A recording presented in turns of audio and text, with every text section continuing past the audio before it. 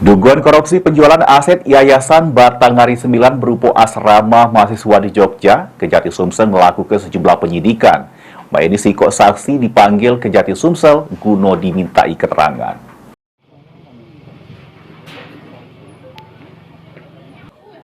Kasus dugaan korupsi terkait penjualan aset Yayasan Batanghari 9 berupa asrama mahasiswa di Yogyakarta, tim penyidik Pitsus Kejati Sumsel lakukan pemeriksaan saksi. Kasih Penerangan Hukum Kejati Sumsel, Pani Yulia Ekasari ngungkap hari ini ada pemeriksaan lanjutan terkait perkara tersebut sebanyak siko uang. Saksi tersebut berinisial MA selaku Sekretaris Yayasan Batanghari 9. Pani nambah untuk perkara ini Kejati Sumsel suding 24 saksi.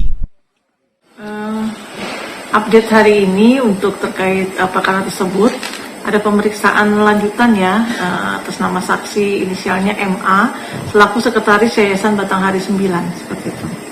Sejauh ini sudah berapa saksi total untuk kasus ini? Kalau untuk yayasan ini kurang lebih kemarin itu beberapa waktu yang lalu yang data yang kami dapatkan itu kurang lebih 24 saksi seperti itu.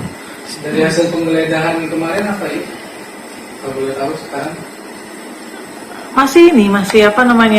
Masih dilakukan penelitian terkait yang data-data yang diambil kemarin ya. Jadi kalau misalnya masih bisa digunakan untuk perkara tersebut ya kita lakukan penyitaan.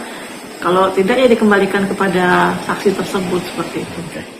Diketahui kalau Kejati Sumsel sudah melakukan penggeledahan terhadap rumah saksi, sehingga barang bukti sudah dilakukan penyitaan dan dipelajari lebih lanjut oleh tim penyidik Kejati Sumsel. Lutfi, PAL TV.